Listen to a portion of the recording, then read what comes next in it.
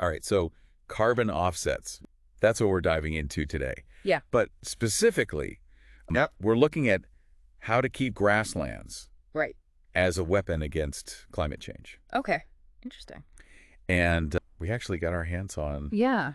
a draft protocol from Food, Water, Wellness Oh, wow. about this very thing. I'm intrigued. That's pretty cool, actually. It's not just about like planting trees anymore. Right. This is all about like incentivizing landowners to preserve, these massive carbon-rich ecosystems. Yeah, and I mean by vast, I mean vast. Imagine driving across Canada, and for hours, Oh, wow. all you see are grasslands Yeah. stretching, forever. Yeah. You're looking at a potential gold mine Yeah. in the fight against climate change. Mhm. Because under those swaying grasses is a massive amount of stored carbon. Yeah, think of it like this. Grasslands. They're Earth's like natural carbon vaults. Okay. Except unlike a bank, nature doesn't really ask for ID Right. when you make a withdrawal. That's a good point. And we've been making those withdrawals for over a century, Yeah. converting this land to other uses, and it's catching up to us. Yeah, and so we know grasslands are important, but what does this protocol actually do? Yeah. So in a nutshell, it lays out the rules for how landowners can get credit for choosing not to convert their grasslands into farmland. Interesting. So companies that are looking to reduce their carbon footprint can then buy these credits, offsetting their emissions. Oh, okay. It's kind of a fascinating concept, It is. but it really hinges on getting the details right. It does. And that's where this protocol really kind of goes deep. It's not enough to just say, hey, I've got some grass, give me money. You know what I mean? Yeah. They've really thought through the potential pitfalls here, which is good. Yeah. Because if we're going to fight climate change with grasslands, we need to make sure it actually works. Exactly. And that's our mission today, right? Yeah. To unpack this protocol, Absolutely. understand its potential, Yeah. and see if it lives up to the hype. Love it. So who are the masterminds behind this? Well, like you said, Food, Water, Wellness is spearheading it, but they're not doing it alone. Okay. They've been working closely with a bunch of different stakeholders, grassland owners, conservation groups, even folks from the agricultural industry, just to make sure this thing is actually doable, Smart. It's like trying to bake a cake without knowing if you even have eggs. Exactly. You need that input. You need all the ingredients. Now let's talk about the grasslands themselves. It's not just any patch of grass that qualifies for this program, is it? No, not at all. This protocol is very strict about which grasslands are even eligible. Okay. So first of all, it has to be in Canada. Makes sense. No surprise there. And it can't be just any random field. It has to have been grassland for at least a decade. 10 years. That's a significant amount of time. Yeah. Why is that the magic number? Well, it all comes down to carbon storage. They call it a continuous grassland cover. Okay. And the idea is that the longer the land has been grassland, the more carbon it's likely to have locked away in the soil. So it's about ensuring these grasslands are the real deal, the seasoned veterans of carbon storage. Exactly. Okay, that makes sense. And there's more. There are even rules about how steep the land can be. Okay. We're talking a maximum 35% slope. 35%? Now, I mean, honestly, I was just thinking that, like, why is that the cutoff? Well, it all comes down to practicality, making sure these grasslands can thrive. So if the slope is too steep, it can be difficult to manage effectively, making it more susceptible to erosion and other problems. It's all about finding that sweet spot between carbon storage potential and long-term viability. So it's not enough to just be grass. It's got to be the right kind of grass. Yeah. On the right kind of land. Exactly. What about all the cows, I imagine, roaming these fields? Wow. Are they allowed to graze freely? Or does the protocol have something to say about that too? You'd be surprised how much detail this protocol covers. If there is grazing happening, it has to be part of a strict grazing management plan. Okay. No all-you-can-eat buffets for these bovines. I like it. So grazing management plans, Right. It's about making sure those grasslands are thriving Absolutely. and not just being used for a quick Right. carbon credit cash grab. Yeah, and speaking of cash grabs, that brings us to a critical concept. Yeah. In the world of carbon offsets, additionality. Okay, additionality. That sounds important. Or important. Break it down for me. Okay, so in the simplest terms, additionality means proving that this protocol is actually making a difference. Oh. It's about ensuring that the carbon reductions achieved wouldn't have happened anyway. So if a landowner was already planning on keeping their grassland untouched, Yeah. giving them credit for not converting it, wouldn't really move the needle, would it? You got it. It'd be like giving someone an award for not selling their car when they never had any intention of selling it in the first place. Right, so it has to be because of this program, not just like a happy accident. Exactly. It's about incentivizing real change, not just rewarding the status quo. Okay, so how do they prove that? Do they just take the landowner's word for it? No. This is serious business. Right. There's two key tests, the financial additionality test and the legal requirements test. Two tests. Okay, let's start with the financial one. Okay. What's the thinking there? So for a grassland to pass, the financial additionality test, participating in this offset program actually has to be the most financially appealing option for the landowner. They have to show Yeah. that they would be losing money by choosing conservation. Yeah, they're leaving money on the table by not converting. Okay. And we're not talking about a quick back-of-the-envelope calculation Right. the protocol requires. A certified land appraiser could get involved and conduct a thorough financial assessment. Wow, no cutting corners. Nope. Okay, so what about this? Legal requirements test. What is that? So this one is interesting because it basically ensures that there aren't already laws or regulations in place preventing conversion of that specific grassland. So if it's already a no-go, they're not really making a difference, are they? Exactly, you got it. Okay. And here's the kicker. This test is ongoing. Oh, really? Yeah. Laws and regulations can change, so they're constantly monitoring to make sure those credits represent genuine avoided emissions. Okay, so we've talked about eligibility, we've unpacked additionality, but what about the long game? How do we know these grasslands will stay grasslands? And that's where this whole... Permanence thing comes in. Yeah, permanence, that's the million-dollar question. Or maybe the billion-dollar question, given the scale we're talking about here. Right. And this is where this protocol gets really innovative. Okay.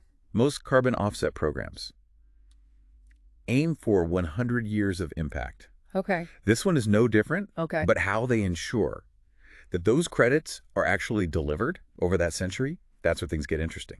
Enter the Project Management Board, or PMB for short. The PMB sounds official. It is. It's their role. Think of the PMB Okay. as the guardians of permanence. Okay. They manage the funds generated from selling those carbon credits. So the money from the carbon credit sales goes into a big pot, and the PMB is in charge of it. Yeah, they invest those funds wisely, ensuring they generate returns over the long term. That makes sense, but are the landowners getting paid directly for these carbon credits? So landowners don't receive direct payments for the credits themselves. Okay.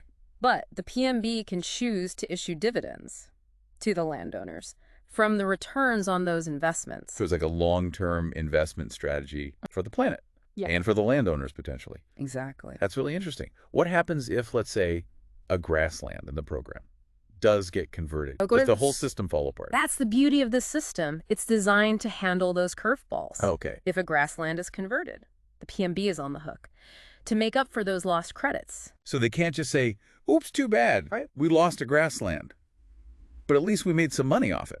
Exactly, no. Okay. They have to take responsibility. They have options. They can refund the buyer of those now defunct credits.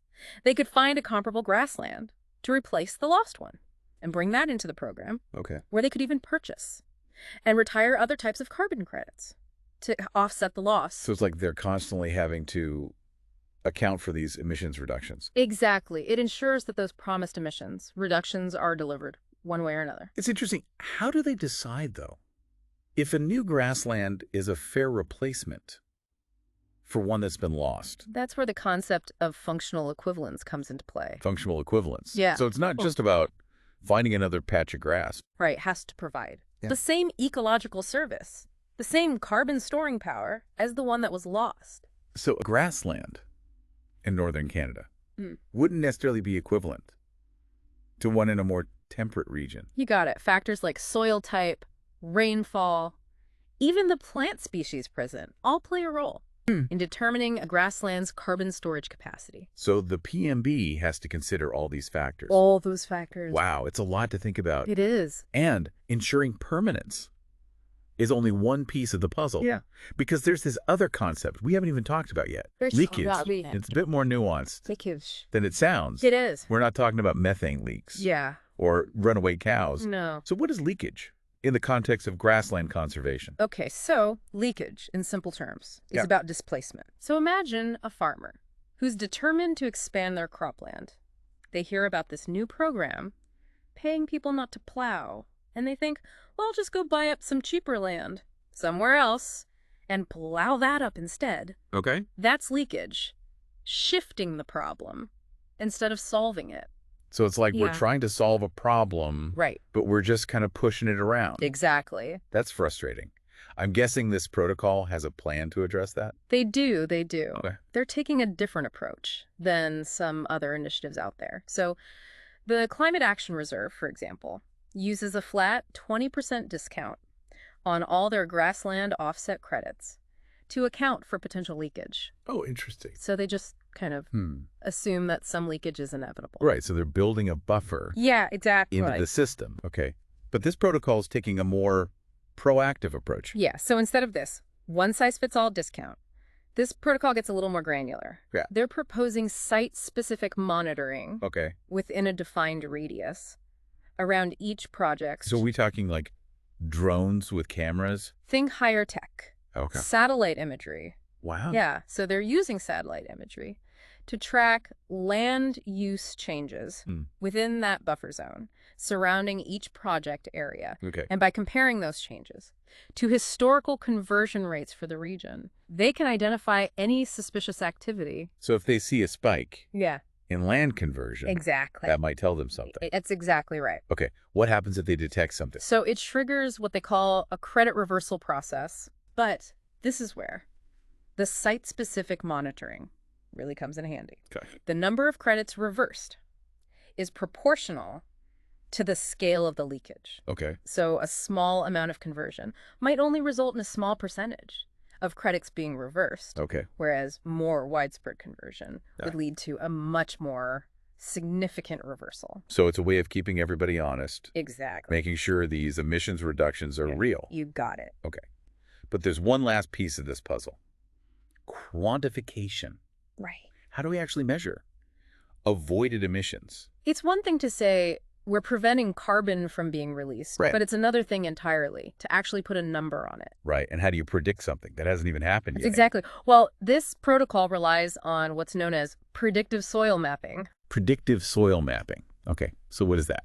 So imagine creating a virtual model of the soil and running simulations to see how carbon levels change over time, depending on how the land is managed. Okay, so they're comparing what would happen if the grassland was plowed up. Business as usual. Versus if it was preserved. Exactly. And they're measuring that difference in predicted soil carbon. Wow, that's incredible. But I have to imagine, with something as complex as soil, there's got to be some uncertainty there. You're absolutely right. No model is perfect. Okay. That's why this protocol actually includes what they call a certainty threshold. Okay. The model's predictions need to have at least 70% certainty to be considered reliable. So if it's below that, they need a backup plan. Yeah, so in those cases, they can do additional soil sampling, which is, physically taking soil cores, measuring the carbon in a lab. Right. Which is more accurate. Okay. But it's also more time-consuming and more expensive. Right. It's a trade-off. Exactly. Well, this has been fascinating. This whole idea of this protocol. Yeah, it's really interesting stuff. Really gets you thinking. It does. We've learned about eligibility requirements, additionality tests, the PMB, leakage, predictive soil mapping. It's a lot. It really is. And it makes you wonder, could we use some of this technology to measure carbon in forests or wetlands or even entire countries? It's a great question. And I think it's something that researchers and policymakers are definitely exploring right now. Yeah, I mean, the potential is huge. It is. And I think this episode has really given our listeners a lot to think about how this grassland carbon offset protocol works, its potential impact. A lot of moving pieces. It really is. And a lot of complex questions that it raises. For sure. But that's why we're here. Exactly. So until next time, keep exploring, keep learning, and keep asking those questions. Absolutely.